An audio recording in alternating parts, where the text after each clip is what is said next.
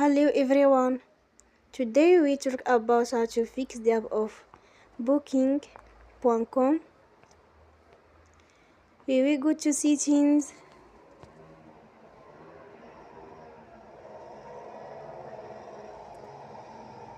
Then we click on apps.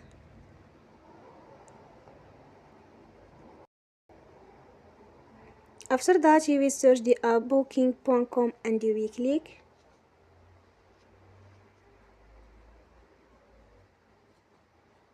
Then you will on for stop. After that you will go to storage. Then we click on clear cache.